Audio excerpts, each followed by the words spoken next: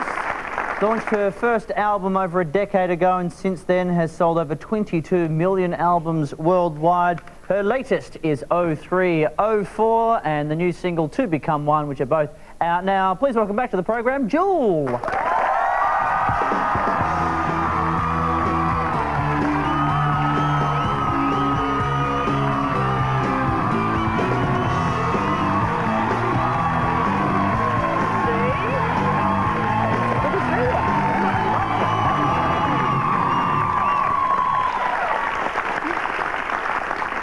Now, there have been a lot of changes since you were last here, mainly the candy bowl. Yes, and the set, it's very beautiful. But we brought in, well, since you left, we used to have little chocolate M&M things, and now we've got Jelly Belly jelly beans. 2 years I've been waiting for you to come back so you could have one.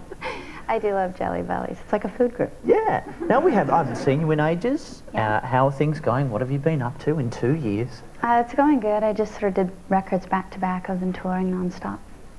Now, I believe you had an injury as well in the time since we last spoke.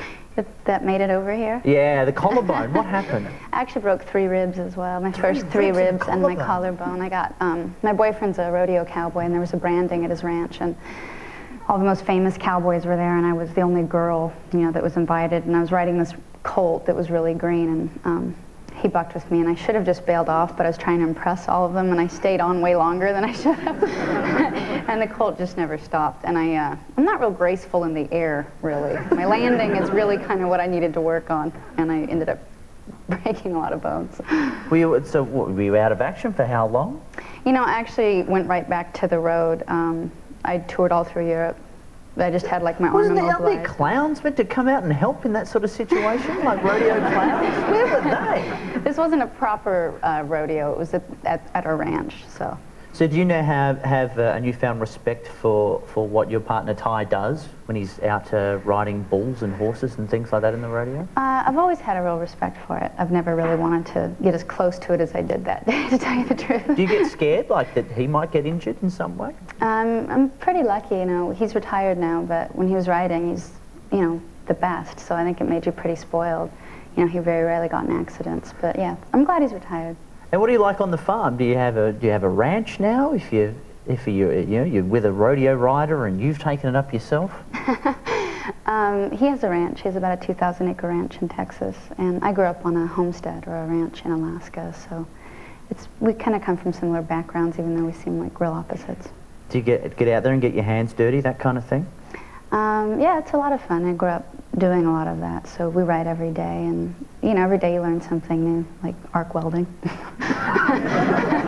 You learn arc welding? It never makes into my lyrics, but I'm sure it adds to my songwriting somehow. It'd be a real challenge, I think. I'd like to see you work that into a clip or something. Speaking of clips, actually, the clip for Intuition, which came out for 0304, was it was a new look for you, a new kind of direction, but I think it was very tongue-in-cheek, I would assume.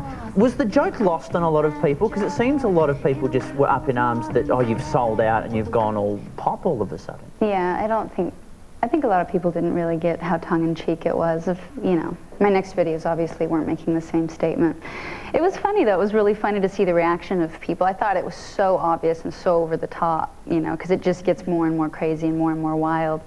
And I had really a lot of fun doing it. I'm glad I did it. I would have thought the point where the firemen were spraying you with a giant hose would have maybe given it away just slightly. With the slow-mo. Yeah. I know, I cracked up, but nobody else did. Was it fun to play that role for a clip anyway? It was fun. It was very embarrassing. I'm actually quite shy. I do pretty good on stage, but in person I'm very shy, and so doing that video was hard. It was in downtown LA, and there was traffic going by, and one of those dresses, the back was shorter than the front, and there were just cars going by, offering me money. It was pretty it was pretty embarrassing. Now, also, this album seems to be more dance-orientated than some of your previous albums, which were more folk-orientated. Is that intentional? Is that a step you're taking, or am I just plucking something out of thin air? There are a lot more beats on the record. I really tried to incorporate all my influences. I grew up, during the 80s with Run DMC as much as The Cure and as much as Bob Dylan, so I sort of tried to combine all those on this record. It's a fun record, but it never leaves folk roots. Every song has storytelling. I'm doing a solo tour through Australia where I'm playing all the songs acoustic, and they work acoustic. So I didn't see it as a big departure, but a lot of other people have seen it as a huge departure. Because one of the things you did when you were growing up was you were in a, was it a rap group you were in? La Creme? Oh, you did your research. I was friends with a DJ who like sampled yodeling. And they called me Swiss Miss. So it's pretty bad. Any chance of getting back to those roots at any point? You know, if somebody wants some yodeling samples, they can talk to my management. Now, the other big change that's going to be happening to you this year, I've already gone through it myself. You're going to be turning 30 later in the year. I am. Any plans? You know, do you think it's going to change you in a great way? Yeah, I've really, really enjoyed getting older. I don't know, have you? I loved it. Yeah. Well, it meant puberty finally hit, Yeah. which is good. I want you guys to know he was backstage, you know, getting his hair combed by some other person than himself, and he was bragging to them that he has to shave twice a day now. Yeah. It used to be once a week. It was like one hair had come through. Oh, I've got to shave. I've got to shave. But are you planning anything, like a big party or something? Actually, I'm doing a show in, I think, Puerto Vallarta, Mexico, so I'm going to stay over an extra couple days and bring some friends down. And well, great. Well, have a wonderful time. Well, and it's you. always lovely to have you back on the show. The album 0304 out now, and of course, a new single, To Become One. Please thank Jewel, everybody. We'll be right back with more Rove Live after this.